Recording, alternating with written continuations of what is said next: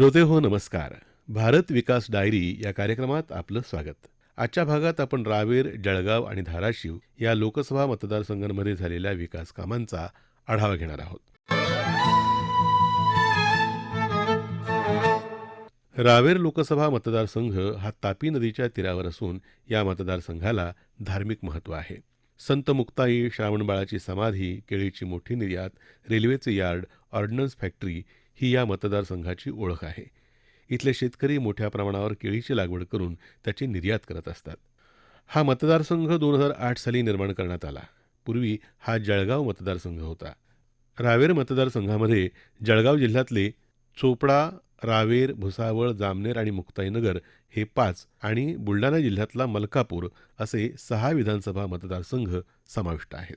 या मतदारसंघात एकूण मतदार 10,10,846 असून त्यात महिला 4,55,617 तर पुरुष 5,55,229 आहेत. भाजपाच्या रक्षा खडसे विद्यमान खासदार आहेत. 2019च्या लोकसभा निवडणुकीत त्यांना 6,55,386, काँग्रेसचे डॉक्टर उल्हास पाटील यांना 3,19,504 तर वंचित बहुजन आघाडीचे नितीन प्रल्हाद कांडेलकर यांना 88,365 मतं मिळाली होती. 2014च्या निवडणुकीत तत्कालीन खासदार हरिभाऊ जावळे यांचं जाहीर झालेलं तिकीट कापून रक्षा खडसे यांना उमेदवारी देण्यात आली. बदलत्या राजकीय समीकरणांचा वेध घेत एकनाथ खडसे यांनी प्रतिष्ठा पणाला लावली आणि रक्षा खडसे प्रचंड मताधिक्यानं विजयी झाल्या होत्या. हा मतदारसंघ पूर्वी काँग्रेसचा बालेकिल्ला होता, त्याला धक्का देत भाजपानं आपलं वर्चस्व निर्माण केलं. आजपर्यंत तिथं भाजपानं एकहाती सत्ता कायम ठेवली आहे. या मतदारसंघात आदिवासींचं प्रमाण मोठं असून आदिवासी विद्यार्थ्यांसाठी केंद्र सरकारच्या अनुदानित आश्रमशाळांची संख्याही मोठी आहे. त्यामुळेच जिल्हास्तरीय आदिवासी प्रकल्प कार्यालय यावल इथं स्थापन केलेलं आहे. केळी हे या भागातलं प्रमुख पीक असून त्यावर प्रक्रिया करणाऱ्या उद्योगासाठी केंद्र सरकार लक्ष केंद्रित करत आहे. नैसर्गिक साधन संपत्तीनं नटलेल्या या भागात सातपुडा पर्वत असून त्यात विविध पर्यटन आणि धार्मिक स्थळं आहेत. आदिवासींचं जीवनमान उंचावण्यासाठी तिथं सरकार विशेष प्रयत्न करत आहे. अंकलेश्वर बुऱ्हाणपूर राष्ट्रीय महामार्ग याच मतदारसंघातून जातो. त्याच्या निर्मितीसाठी सध्या कामं सुरू असून जागा मोजणी आणि हस्तांतरण करण्याची प्रक्रिया केंद्रानं हाती घेतली आहे. या मतदारसंघातल्या विविध पर्यटन स्थळांच्या विकासाकरता मोठा निधी उपलब्ध करून दिला आहे. केंद्र सरकारची अमृत, आयुष्मान, पीएम पीक विमा, कामगार कल्याण, उज्ज्वला गॅस या योजनांवर इथं प्रामुख्यानं भर देण्यात आला आहे. आदिवासींच्या आरोग्यासाठी विशेष शिबिरांच्या माध्यमातून त्यांच्यावर उपचार केले जातात. जिल्ह्यातला दुसरा लोकसभा मतदारसंघ आहे जळगाव. जळगाव जिल्ह्याला पूर्वी पूर्व खानदेश हे नाव होतं. जिल्ह्याच्या उत्तरेला मध्य प्रदेश, पूर्वेला बुलढाणा जिल्हा, आग्नेयेला जालना जिल्हा, दक्षिणेला औरंगाबाद म्हणजे आत्ताचा संभाजीनगर जिल्हा, नैऋत्येला नाशिक जिल्हा तर पश्चिमेला धुळे जिल्हा आहे. जळगाव जिल्हा हा भारतातला सर्वाधिक केळी उत्पादक जिल्हा आहे. जळगाव जिल्ह्याचं क्षेत्रफळ 11,700 चौरस किलोमीटर आहे. जिल्ह्याच्या उत्तरेला सातपुडा तर दक्षिणेला अजिंठा पर्वतरांगा आहेत. जिल्ह्यातली ज्वालामुखी मृदा ही कापूस लागवडीसाठी उपयुक्त आहे. जिल्हा हा चहा, सोनं, कडधान्य, कापूस आणि केळी या पदार्थांसाठीचं महत्त्वाचं व्यापारी केंद्र आहे. मराठी भाषेबरोबरच इथं मराठीची बोलीभाषा असलेली अहिराणी देखील बोलली जाते. प्रसिद्ध कवी बालकवी आणि कवयित्री बहिणाबाई चौधरी इथल्याच होत्या. हा मतदारसंघ खुला असून एकूण मतदार 9,89,821 आहेत. त्यात महिला 4,39,312 तर पुरुष 5,50,503 आहेत. भाजपाचे उन्मेष पाटील विद्यमान खासदार आहेत.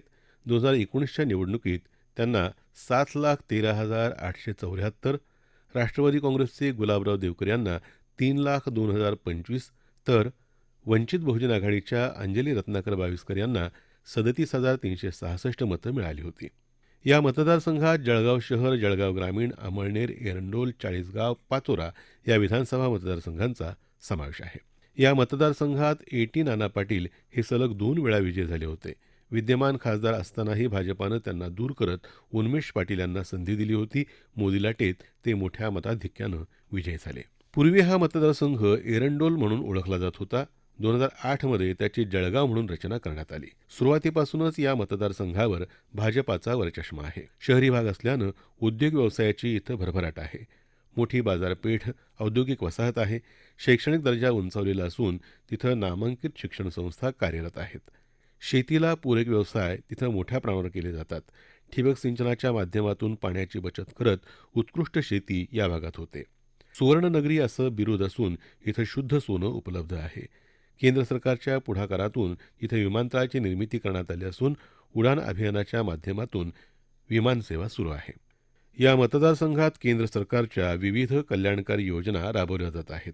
महिला सबलीकरणासाठी बचत गटांची चळवळ उभारली असून त्या माध्यमातून महिलांना रोजगाराच्या संधी काही प्रमाणात आहेत. आरोग्याच्या दृष्टीनं स्वतंत्र महिला रुग्णालयाची निर्मिती केलेली आहे. हर घर शुद्ध जल या हेतूनं अमृत योजनेचा प्रारंभ केला आहे. दळणवळणाच्या दृष्टिकोनातून इथं रस्त्यांचं जाळं विणलं आहे. या दोन्ही लोकसभा मतदारसंघांमध्ये राबवल्या जात असलेल्या योजनांच्या अंमलबजावणीविषयी जिल्हाधिकारी आयुष प्रसाद यांनी सांगितलं. त्याच्यामध्ये सर्वात मोठा योजना जो प्रत्येक गावामध्ये आणि प्रत्येक वाडी वस्तीपर्यंत पोहोचला ते होतं प्रधानमंत्री आवास योजना. प्रधानमंत्री आवास योजनामध्ये 77,189 घरकुल मंजूर झाले, ज्यापैकी 65,000 घर आजपर्यंत पूर्ण आहे. 12,000 घराच्या बांधकाम प्रगतीपथावर असताना काही दिवसात ते पण पूर्ण होते. जल जीवन मिशन जो प्रत्येक घरापर्यंत पाणी पोहोचवण्याची योजना होती, त्याच्यामध्ये सुमारे 1,24,000 घराला नवीन कनेक्शन प्राप्त झालेलं आहे. आणि हे अतिशय मोठं काम करताना प्रत्येक जलस्रोताची तपासणी पण करण्यात आली. स्वच्छ भारत मिशन मध्ये तो मागचे 5-7 वर्ष पूर्वी आपलं गाव, आपलं पूर्ण जिल्हा मध्ये प्रत्येक गाव हागणदारी मुक्त घोषित झाला. या कालावधीमध्ये घन कचरा व्यवस्थापन असेल, सांडपाणी व्यवस्थापन असेल, या टप्प्याटप्प्याने प्रत्येक गावामध्ये काम पूर्ण होत आहे. प्लास्टिक मुक्त गावाची संकल्पना पण या जल जीवन मिशन अंतर्गत आहे. मागचे पंचवर्षीमध्ये महिला सशक्तीकरणवर विशेष लक्ष देण्यात आले. या संदर्भात प्रत्येक गावामध्ये महिला बचत गटची स्थापना करण्यात आलेली आणि या बचत गटाला मोठे प्रमाणात बँक कर्ज देण्यात आलेला आहे. त्याबरोबर सबसिडी देण्यात आलेली आहे आणि या सबसिडीच्या माध्यमातून मोठ्या संख्येमध्ये त्यांनी उद्योगधंदे पण चालू केले. महाराष्ट्र राज्यामध्ये प्रत्येक घरापर्यंत आपण विद्युत कनेक्शन म्हणजे काही वर्ष पूर्वी पूर्ण करण्यात आली. परंतु विशेष काम या कालावधीमध्ये झालेलं आहे की आपली जो ट्रान्सफॉर्मर्स वगैरे आहे ते दुरुस्त करून प्रत्येक ठिकाणी व्यवस्थित प्रमाणात आपल्याला विद्युत कनेक्शन मिळावा याच्यासाठी एक मोठं काम करण्यात आलेली. अंगणवाडीची संख्यामध्ये वाढ झालेली आहे आणि अंगणवाडीमध्ये सगळे प्रकारची सोयी सुविधा उपलब्ध करून देण्यात आली. या जिल्ह्यामध्ये यदि आपण मोठे प्रकल्पाचे विचार केला तो 8 इरिगेशनचे म्हणजे पाटबंधारे विभागचे 8 मोठे प्रकल्प आहे आणि राष्ट्रीय महामार्गाचे 5 प्रकल्प. रेल्वेचे 2 लाईन आता कार्यान्वित झालेले आहे आणि एक नवीन लाईन जामनेर पाचोरा बोदवड एक नवीन त्याची प्लॅनिंग चालू आहे.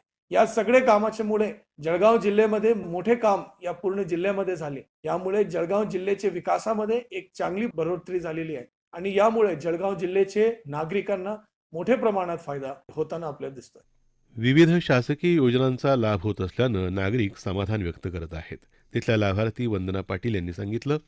मी वंदना प्रभाकर पाटील, पडसखेडा बुद्रुक, तालुका जामनेर येथे माझा 2014 पासून बचत गट आहे. बचत गटाच्या माध्यमातून आम्ही भाजणी, चकली, उडीद पापड, लिंबू क्रश, लोणचे, आवडा कॅन्डी इतर खाद्यपदार्थ तयार करत होतो. नंतर आम्ही एप्रिल 2021 ला गायत्री शक्ती फार्मर प्रोड्युसर कंपनी स्थापन करून कंपनीचे पण 300 सभासद आहेत. मी अध्यक्ष आहे कंपनीची. त्यानंतर 19 नोव्हेंबर 2022 ला गायत्री फूडची आम्ही सुरुवात केली. फळभाज्या निर्जलीकरण करून त्यापासून फ्लेक्स आणि पावडर बनवायला सुरुवात केली. निर्जलीकरण प्रक्रिया हा प्रकल्प प्रधानमंत्री सूक्ष्म अन्न प्रक्रिया उद्योग योजनेअंतर्गत सुरू केला आहे. यासाठी 35% सबसिडी मिळाली. 6 लाखाच्या प्रोजेक्टसाठी आम्हाला 1,81,000 रुपये सबसिडी मिळाली आहे. तसेच जिल्हा ग्रामीण विकास यंत्रणा जळगाव येथे प्रधानमंत्री सूक्ष्म अन्न प्रक्रिया उद्योग योजनेअंतर्गत 3,90,000 रुपयांचे बीज भांडवल आम्हाला अतिशय कमी व्याजदरात उपलब्ध करून दिले आहे. त्यामुळे आम्ही आमचा प्रोजेक्ट उभा करू शकलो आणि सुरुवातीला महिन्याला आम्हाला 15,000 ते 20,000 रुपये नफा मिळायचा. जिल्हा ग्रामीण विकास यंत्रणा तसेच कृषी विभागामार्फत प्रदर्शनामध्ये आम्ही आमचे प्रॉडक्ट विक्रीला सुरुवात केली. त्यानंतर प्रोजेक्ट बद्दल सर्वांना माहिती झाल्यानंतर आता सरासरी आमची महिन्याला 2 लाख रुपयांची उलाढाल होऊन सर्व खर्च वजा जाता किमान 50,000 रुपये नफा आम्हाला दर महिन्याला मिळत आहे. तसेच आता आमच्या ग्राम संघासाठी केंद्र सरकारने 3 कोटी रुपयांची युनिट मंजूर केले आहे.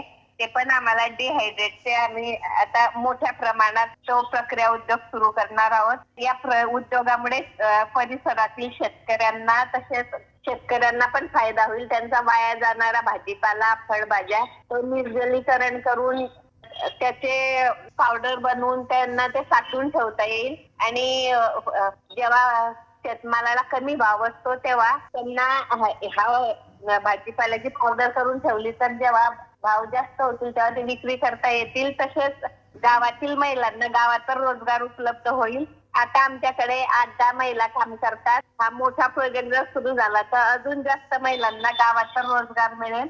तसेच आमची शेवगा पावडरला खूप मागणी आहे. मोरिंगा पावडर म्हणून ती 300 आजारावर उपयोगी असून त्यात कॅल्शियम भरपूर प्रमाणात आहे.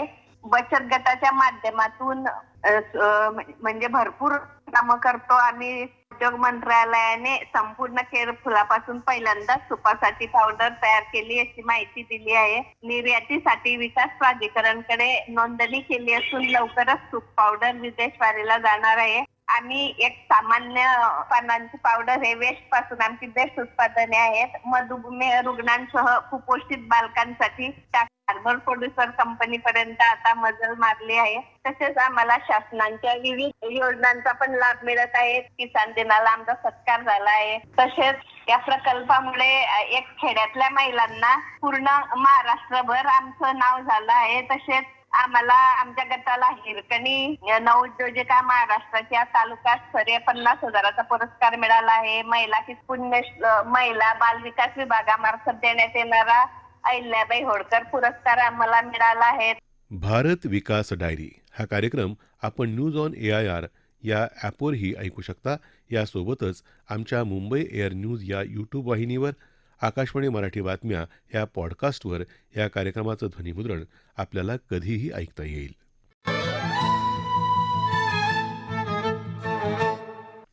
आता ऐकूया धाराशिव लोकसभा मतदारसंघांमधल्या विकास कामांविषयी. धाराशिव लोकसभा मतदारसंघात धाराशिव जिल्ह्यातल्या धाराशिव, परंडा, तुळजापूर आणि उमरगा या 4 विधानसभा मतदारसंघांबरोबरच शेजारच्या सोलापूर जिल्ह्यातल्या बार्शी आणि लातूर जिल्ह्यातल्या औसा या विधानसभा मतदारसंघ तसंच निलंगा विधानसभा मतदारसंघातल्या काही गावांचा समावेश आहे. 2024च्या लोकसभेसाठी धाराशिव लोकसभा मतदारसंघात 19,74,445 मतदारांची नोंद असून यात 10,43,172 पुरुष तर 9,31,195 स्त्रिया आणि 78 तृतीयपंथीयांचा समावेश आहे. 2019च्या लोकसभा निवडणुकीत 18,86,238 मतदारांपैकी 11,94,768 म्हणजे 63% जास्त मतदारांनी मतदानाचा हक्क बजावला होता. या निवडणुकीत धाराशिव लोकसभा मतदारसंघातून शिवसेनेच्या धनुष्यबाण या चिन्हावर ओमप्रकाश राजे निंबाळकर 5,96,640 म्हणजे 31.57% मतं घेऊन विजयी झाले होते. त्यांनी राष्ट्रवादी काँग्रेस पार्टीचे उमेदवार राणा जगजितसिंह पाटील यांचा पराभव केला होता. केंद्र सरकारच्या विविध योजनांची धाराशिव लोकसभा मतदारसंघात प्रभावी अंमलबजावणी करण्यात आली आहे. यात स्वच्छ भारत मिशन, आयुष्मान भारत, जलजीवन मिशन, प्रधानमंत्री आवास योजना, प्रधानमंत्री स्वनिधी योजना, प्रधानमंत्री पीक विमा योजना, प्रधानमंत्री गरीब अन्न कल्याण योजना यांचा जिल्ह्यातल्या लाभार्थ्यांना मोठ्या प्रमाणात फायदा झाला आहे, होत आहे. याबाबत तिथल्या लाभार्थ्यांच्या काही प्रतिक्रिया ऐकूया. पाटोळे बोलते. महालक्ष्मी महिला बचत गट या गटाच्या माध्यमातून मला आयुष्यमान भारत कार्डाची माहिती मिळाली. तसेच मी ते कार्ड पण घेतलं आणि मी सहकुटुंब सहपरिवाराचं आम्ही कार्ड काढलेलं आहे. तसंच माझं पत्र्याचं घर होतं. मी 16 वर्ष लग्न झाल्यापासून 16 वर्ष पत्र्याच्या घरातच होते. पण मला घरकुल मिळाल्यामुळे सरकारचे खूप आभार आहे. तसेच मी आरक्षित घर बांधलेलं आहे आणि अन्नधान्याचं पण मोफत आहे. ते आम्हाला पण त्याचं पण कार्ड आहे आणि त्याची पण आम्हाला दर महिन्याला म्हणजे मोफत अन्नधान्य मिळतं. माझं नाव शाकीर रजी शेख. मी आधी छोटा धंदा करत होतो. मला नगर परिषद PM स्वान निधीमधून मला 10,000 मिळाले. त्यानंतर मी 20,000 रुपये मिळाले. मी चांगली परतफेड केली आणि आता मला 50,000 भेटले. मी याची चांगली परतफेड करेन आणि या फाईल मंजूर झाल्यामुळे मी चांगल्या धंद्यात माझी प्रगती केली. माझा सर घर असा पत्र्याचा पडका होता, तेव्हा मला प्रधानमंत्री आवास योजनेचे घरकुल मिळाले. पडक्या घरांची नवीन दुरुस्ती करून एकदम व्यवस्थित छान असा घर बांधला आणि त्या घरात मी पुन्हा प्रवेश केलो आणि घरकुलचे एकूण रक्कम 1,38,000 रुपये मला रोख रक्कम मिळाली. एकदम आभारी आहे. मी प्रवीण नागनाथ चौगुले PM किसानचा लाभार्थी आहे. PM किसानच्या वर्षाला 3 हप्ते शेतकऱ्याच्या खात्यात पडल्यामुळे प्रत्येक शेतकऱ्याचं रब्बीची पेरणी असो वा खरीपाची पेरणी असो त्याला फुल नाही फुलाची पाकळी म्हणून शेतकऱ्याला खत वगैरे आणण्यासाठी औषध वापरण्यासाठी मदत होत आहे. तरी धाराशिव जिल्ह्यातल्या विविध योजनांच्या अंमलबजावणीबाबत धाराशिव जिल्हा परिषदेचे मुख्य कार्यकारी अधिकारी मैनाक घोष यांनी सांगितलं. प्रधानमंत्री आवास योजना ग्रामीणमध्ये एकूण आमचे टार्गेट होते 13,735. त्याच्यापैकी आम्ही जवळपास 78% आमचे काम कंप्लीट झालेलं आहे. 10,700 जवळपास घरे आमचे कंप्लीट झालेलं आहे. त्याच्यानंतर ही जलजीवन मिशनचे जे कारवाई आता केंद्र शासनाचे जे स्कीम सुरू आहे त्याच्यामध्ये आमचे 2023-24 वर्षासाठी एकूण 60,551 ते आमची उद्दिष्ट होती आणि त्यापैकी जवळपास 15,000 लोकांचे नळजोडणी आतापर्यंत पूर्ण झालेलं आहे आणि इतर सर्व कामे जे आता प्रगतीपथावर आहे आणि मार्चपर्यंत त्याची कंप्लीट करण्याची आमची खात्री आहे. आणि रेट्रोफिटिंगमध्येही जर तुम्ही पाहिलं तरी रेट्रोफिटिंगमध्येही आमचे 402 गावे ते समाविष्ट आहे आणि एकूण 192 गावे जे आहे त्याच्यामध्ये नवीन आमचे अंतर्भुक्त झालेलं आहे. म्हणजे हे 192 जे गाव आहे त्याच्यामध्ये नवीन जे स्कीमचे लाभ आता लोकांना भेटणार आहे. 2023 एकूण आम्हाला 93 कोटी पैसे जे आहे प्राप्त झालेले होते आणि त्याच्यामध्ये आमचे 93 कोटी रुपये खर्चही झालेला आहे. आरोग्य विभागाचे जर तुम्ही पाहिले शासनाचे प्रभावी जे स्कीम आहे त्याच्यामध्ये आयुष्यमान भारत कार्डचे जे स्कीम आहे त्याच्यामध्ये आजतागायत धाराशिव जिल्ह्यामध्ये एकूण 5,18,000 लोकांना आयुष्यमान भारत कार्ड जे आहे ते वितरित केला गेलेला आहे. कॅम्प सुद्धा या जिल्ह्यामध्ये चालू आहे. 18 वर्षापेक्षा जास्त जे बालक आहे त्याच्यामध्ये धाराशिव जिल्ह्यामध्ये एकूण 37,000 पुरुषांची त्याच्यामध्ये तपासणी झालेली आहे. आयुष्यमान आरोग्य मंदिर आरोग्य परम धनम हा स्कीम मध्ये एकूण 50 लाख लाभार्थींची तपासणी यापर्यंत झालेला आहे. त्याच्यानंतर केंद्र शासनाचे जे स्वच्छ भारत मिशन टप्पा 2 ची सुरुवात 2019 पासून सुरू झाली होती. त्याच्यामध्येही धाराशिव जिल्हा चांगला परफॉर्म केलेला आहे आणि त्याची अंमलबजावणी सुद्धा प्रभावीप्रमाणे होत आहे. त्याच्यामध्ये वैयक्तिक शौचालयामध्ये एकूण 18,203 वैयक्तिक शौचालय जे काही 81% जवळपास काम जिल्ह्यामध्ये कंप्लीट झालेलं आहे. सिटीजन्स ॲप्लिकेशनमध्ये सिटीजन्सने धाराशिवकरांनी जेवढा ॲप्लिकेशन केली होती त्याच्यापैकी 9,896 ॲप्लिकेशन जिल्हा परिषदेने मान्य केलेलं आहे आणि त्याचेही काम सुरू आहे. सार्वजनिक शौचालयामध्ये एकूण 181 आमची टार्गेट होती आणि जवळपास 100 शौचालय आत्ता आजतागायत ते कंप्लीट झालेलं आहे. घनकचरा व सांडपाणी व्यवस्थापनाचे जे कामे आहेत ते सद्यस्थितीत खूप चांगल्या प्रमाणे धाराशिव जिल्ह्यामध्ये चालू आहे. त्याच्यामध्ये एकूण आमचे टार्गेट 702 व्हिलेजेस होती. ते 702 गावांपैकी ॲडमिनिस्ट्रेटिव्ह अप्रुव्हल 684 गावांना ॲडमिनिस्ट्रेटिव्ह अप्रुव्हल आणि टेक्निकल सँक्शन ही झालेलं आहे. त्याच्यामध्ये जे टेंडरमध्ये 591 जे गावं आहे त्याच्यामध्ये टेंडर झालेलं आहे आणि 575 वर्क ऑर्डर निर्गमित केलेला आहे आणि त्याच्यापैकी जवळपास 400 कामे ते कंप्लीट झालेलं आहे. त्याच्यापुढे देखील हागणदारी मुक्त ग्रामपंचायत करण्यासाठी केंद्र शासनाचे जे यशस्वी कार्यक्रम चालू आहे त्याच्यामध्ये एकूण आमची टार्गेट व्हिलेज 720 होती आणि त्याच्यामध्ये आताही आजतागायत आमचे ॲस्पायरिंगमध्ये 182 व्हिलेजेस, रायझिंगमध्ये 91 आणि मॉडेलमध्ये 188 असे एकूण टोटल 421 व्हिलेजेस आमचे हागणदारी मुक्त प्लसमध्ये झालेलं आहे आणि 290 अति आमची शिल्लक जे टार्गेट आहे तेही मार्चपर्यंत करण्याची आमची प्रस्तुती. केंद्र शासनाच्या नीती आयोगानं धाराशिव हा आकांक्षित जिल्हा जाहीर केला होता. या जिल्ह्यात केंद्र आणि राज्य सरकारच्या विविध विकास कामांना गती दिली गेल्यानं पायाभूत सुविधा, शिक्षण, आरोग्य, शेती, जलसंधारण, कौशल्य विकास या निकषांवर भर देण्यात आला आहे. त्यामुळे ऑक्टोबर 2023 नीती आयोगानं जाहीर केलेल्या आकडेवारीनुसार देशातल्या 112 आकांक्षित जिल्ह्यांच्या यादीत धाराशिव जिल्हा 8व्या स्थानी राहिला आहे. आरोग्य क्षेत्रात 11व्या स्थानी, शिक्षण क्षेत्रात 4थ्या स्थानी, शेती जलसंधारण क्षेत्रात 10व्या स्थानी तर कौशल्य विकास क्षेत्रात जिल्हा 49व्या स्थानी राहिला आहे. तिथं राबवल्या जात असलेल्या विकास कामांबाबत खासदार ओमप्रकाश राजे निंबाळकर यांनी सांगितलं.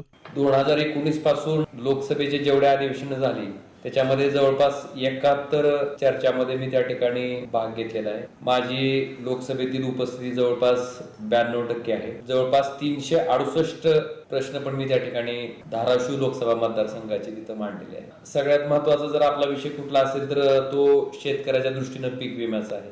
पीक विम्याच्या बाबतीत सुद्धा जे अग्रीमेंट कंपनीच्या माध्यमातून त्या ठिकाणी राज्य सरकार बरोबर केलं जाते, त्या अग्रीमेंट मधल्या ज्या अटी शर्ती आहेत त्या सगळ्या कंपनी धार्जिन आहेत, ज्याच्यामुळे शेतकऱ्याला ज्या प्रमाणात पीक विम्याचा लाभ मिळायला पाहिजे त्या प्रमाणात त्या ठिकाणी मिळत नाही.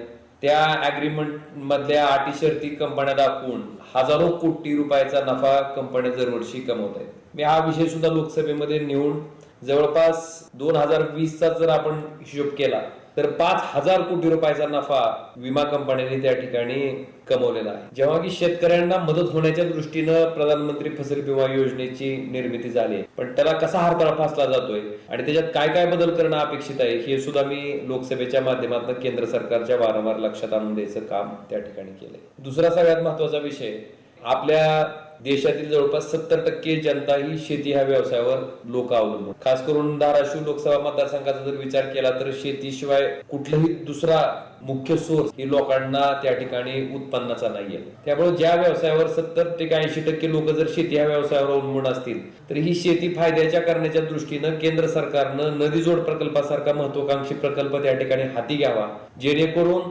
अतिवृष्टीमुळं तुमचं आसाम सारखं राज्य आहे, उत्तर प्रदेश मध्ये, बिहार मध्ये प्रचंड प्रमाणात पूर आल्यामुळं त्या ठिकाणी शेतकऱ्याचं नुकसान होत आहे. मला वाटतं हे अतिवृष्टीमुळे होणारं नुकसान टाळून हे जे जास्तीचं पडणारं पावसाचं पाणी आहे ते जर दुष्काळी भाग आहे, राजस्थान सारखा दुष्काळी राज्य आहे, त्याचबरोबर आपल्याकडे सुद्धा महाराष्ट्रातले बहुतांश जिल्हे हे दुष्काळी आहेत, त्याच्यामुळं ते पाणी नदीजोड प्रकल्पाच्या माध्यमातून जर ह्या भागामध्ये फिरवण्यात यश आलं आणि शेतकऱ्याला शाश्वत वीज आणि शाश्वत पाणी जर दिलं आणि त्याने उत्पादित केलेल्या मालाला जर शाश्वत भाव त्या ठिकाणी उत्पादन खर्चावर आधारित जर मिळाला तर निश्चित शेतकरी कुठल्याही कामासाठी केंद्र सरकारकडे हात पसरणार नाही. त्या शेतकऱ्यामध्ये एवढी शक्ती त्या ठिकाणी तयार होईल की शेतकरी स्वतःचा उदरनिर्वाह स्वतः करू शकेल. तर ही विषय मी त्या ठिकाणी मांडले. त्याचबरोबर शेतकऱ्यानं उत्पादित केलेली जी सोयाबीन असेल, कांदा असेल, साखर त्या ठिकाणी ऊस असेल, ही उत्पादनं केंद्र सरकार त्याचे भाव वाढणार नाहीत ह्याची काळजी वारंवार घेत आहे. ज्या सोयाबीनचा भाव 11,000 रुपये क्विंटल होता तो आज 4,500 रुपयाच्या घरात आलाय. जे कांदे 70-80 रुपये किलोनं त्या ठिकाणी चालले होते, लगेच निर्यात बंदी लादल्यामुळे त्या कांद्याचा भाव सुद्धा कवडीमोल झाला. अक्षरशः शेतकऱ्याला कांदा उघड्यावर फेकून द्यायची वेळ आली. त्यामुळे अशा शेतकऱ्यानं त्या ठिकाणी कष्ट करून उत्पादित केलेल्या मालाचेच भाव केंद्र सरकार का कंट्रोल करतंय, तिथंच कशामुळं सगळी बंधने येतात निर्यातीच्या बाबतीत. मला वाटतं ह्याच्यावर सुद्धा केंद्र सरकारला मी विनंती केली आहे की शेतकरी जगला तर मला त्या ठिकाणी तुम्हाला जे अपेक्षित आहे 3 ट्रिलियन 5 ट्रिलियन इकॉनॉमी जी म्हणताय तुम्ही, ते शेतकऱ्याच्या उत्पन्न जर वाढलं, त्याच्याकडे पैसे आले तरच त्या ठिकाणी ते शक्य होणार आहे. हा सुद्धा विषय मी लोकसभेमध्ये वारंवार त्या ठिकाणी मांडलेला आहे. आपल्या सगळ्याला माहित असेल सोलापूर, तुळजापूर, धाराशिव हा जो रेल्वे मार्ग आहे, हा रेल्वे मार्ग सुद्धा 2014ला ह्या मार्गाची घोषणा त्या ठिकाणी झाली होती, पण म्हणावी तशी गती ह्या रेल्वे मार्गाला आली नव्हती. मी खासदार झाल्यापासून इथं सुद्धा अधिकाऱ्याच्या बैठका घेणं आणि दिल्लीमध्ये सुद्धा वारंवार रेल्वे मंत्री महोदय असतील, राज्यमंत्री असतील, रेल्वेचे सेक्रेटरी असतील, यांच्याशी वारंवार त्या ठिकाणी बैठका घेऊन ह्या सुद्धा रेल्वे मार्गाला गती देण्याचं काम त्या ठिकाणी माझ्या ह्या 5 वर्षाच्या कार्यकाळामध्ये केलेलं आहे. धाराशिवच्या रेल्वे स्टेशनचा विकास असेल, धाराशिवमध्ये रॅक पॉइंटची जी आवश्यकता होती, आपलं कळंब रोड स्टेशन आहे, त्याचबरोबर ढोकी स्टेशन आहे, इथं बऱ्याचशा गाड्यांना स्टॉपेज पाहिजे होते. त्याच्यापैकी बार्शीला आपल्याला पनवेल गाडीला त्या ठिकाणी स्टॉपेज मिळवण्यात यश आलंय. सगळ्यात महत्वाचं सोलापूर, तुळजापूर, धाराशिव हा रेल्वे मार्ग सुद्धा गतीनं कसा पूर्ण होईल आणि त्याचबरोबर शेतकऱ्यांच्या ज्या जमिनी त्या रेल्वेच्या मार्गामध्ये जाणार आहेत त्याला सुद्धा जो मोबदला आहे तो जास्तीचा कसा मिळेल या दृष्टीनं सुद्धा मी वारंवार ह्या भागाचा लोकप्रतिनिधी म्हणून त्या ठिकाणी प्रयत्न केलेला आहे. आपल्या सगळ्याला माहिती आहे सुरत चेन्नई हा जो इलिव्हेटेड ग्रीनफील्ड हायवे आहे हा सुद्धा आपल्या भागातनं त्या ठिकाणी जातोय. हा 6 पदरी रस्ता सुद्धा त्या ठिकाणी होत असताना त्याच्यामध्ये सुद्धा ज्या जाणाऱ्या जमिनी आहेत शेतकऱ्याच्या जमिनीला सुद्धा योग्य असा मोबदला कशा पद्धतीने मिळेल हाही प्रयत्न मी केलेला आहे आणि हा प्रकल्प सुद्धा लवकरात लवकर पूर्ण होऊन आपल्या भागातल्या विकासाला ह्या प्रकल्पामुळे कशी चालना मिळेल हाही माझा कायमस्वरूपी प्रयत्न त्या ठिकाणी ह्या भागाचा खासदार म्हणून राहिलेला आहे. आपल्या सगळ्याला माहित असेल की मराठा आरक्षणाचा हा प्रश्न जो आहे, ज्यावेळेस सुप्रीम कोर्टामध्ये मराठा आरक्षणाच्या विरोधात ती याचिका आली होती त्या दिवसापासून मी केंद्र सरकारला हेच लक्षात आणून द्यायचा प्रयत्न करतोय की तामिळनाडू सारख्या राज्यामध्ये 50% आरक्षणाची मर्यादा ओलांडल्याच्या नंतर सुद्धा त्या ठिकाणी त्या राज्याचं आरक्षण जर टिकू शकत असेल, ते आरक्षण का टिकलं तर त्यावेळेस केंद्र सरकारनं त्याला सपोर्टिव्ह ऍफिड्यूट त्या ठिकाणी सुप्रीम कोर्टात दिल्यामुळे ते आरक्षण टिकलं होतं. तशाच पद्धतीचं ऍफिड्यूट ह्या मराठा आरक्षणाच्या वेळेस सुद्धा केंद्र सरकारनं द्यावं अशीही विनंती मी त्या ठिकाणी केली होती. जवळपास 7 वेळेस मराठा आरक्षणाचा विषय असेल, धनगर समाजाच्या आरक्षणाचा विषय असेल, हे विषय मी वारंवार त्या ठिकाणी लोकसभेच्या माध्यमातून केंद्र सरकारच्या लक्षात आणून द्यायचा प्रयत्न केलेला आहे. त्याचबरोबर लिंगायत समाजाला सुद्धा त्या ठिकाणी लिंगायत धर्माला त्या ठिकाणी मान्यता देण्याच्या बाबतीतला विषय असेल, जे जुने तुमचे सोलापूर धुळे हायवे झालाय त्याच्यामध्ये धाराशिव शहरालाच त्या ठिकाणी सर्व्हिस रोड ठेवले गेले नव्हते, त्याचं प्रोव्हिजन सुद्धा त्या ठिकाणी केलं, त्याला मंजुरी मिळाली. त्या कामाचं आता उद्याच त्या ठिकाणी उद्घाटन होत आहे. त्याचबरोबर औशापासून तुळजापूरकडे येणारा जो रस्ता आहे 4 पदरी, त्या रस्त्याच्या बाबतीत सुद्धा बऱ्याचशा गोष्टी राहून गेल्या होत्या, त्याचाही पाठपुरावा मी त्या ठिकाणी केलाय, त्यालाही मान्यता ह्यावेळेस सरकारने दिलेली आहे. त्याचबरोबर सगळ्यात महत्वाचं, उमरगापासून सोलापूरला जाणारा जो रस्ता आहे जो कित्येक वर्षापासून त्या ठिकाणी रखडलेला आहे, त्या सुद्धा कामाला गती मिळून तो रस्ता तातडीनं कसा पूर्ण करता येईल ह्यासाठी सुद्धा नितीनजी गडकरी साहेब यांच्याकडे मी वारंवार पाठपुरावा केलेला आहे. आणि सगळ्यात महत्वाचं, टेंभुर्णी, बार्शी, त्याचबरोबर ढोकी, त्याच्यानंतर लातूर, मला वाटतंय मराठवाड्याचं प्रवेशद्वार पश्चिम महाराष्ट्रामधनं जर बघितलं तर आपण हा रस्ता आहे आणि त्या रस्त्याला मला वाटतं जी लागलेली 7.5 काय मिटायचं नाव घेत नव्हती. तर ह्याच्या संदर्भात सुद्धा नितीनजी गडकरी साहेबांना वारंवार ह्या संदर्भातले पत्र देऊन ह्या रस्त्याचा सुद्धा 4 पदरीचा DPR आता त्या ठिकाणी तयार करायचं काम NHAI ने हाती घेतलेलं आहे. तोपर्यंत 10 मीटरचा रस्ता, किमान जो आत्ताचा रस्ता आहे जो की आपण जर बघितला असेल तर कुसळम पर्यंत 10 मीटरचा रस्ता पूर्ण झालेला आहे, पण कुसळम पासून ते लातूर पर्यंत बघितलं तर त्या रस्त्याची अतिशय दयनीय अवस्था आहे. तर तो सुद्धा किमान 10 मीटरचा आणि चांगल्या परिस्थितीतला रस्ता तयार करायचा निर्णय त्या ठिकाणी झालेला आहे. त्याचं टेंडर पण फ्राईज झालंय आणि लवकरच त्या सुद्धा कामाला त्या ठिकाणी सुरुवात होईल. त्याचबरोबर जे जुने रस्ते झाले होते त्याला जिथं कुठं अंडरपासची आवश्यकता होती, जिथं शेतकऱ्याचं पावसाचं पाणी पडल्याच्या नंतर त्या शेताचं नुकसान होत होतं, तिथं सुद्धा जिथं म्हणून त्या ठिकाणी पाण्याला जाण्यासाठी ड्रेनेजची आवश्यकता असेल ते सुद्धा पूर्ण करायचं काम आपण.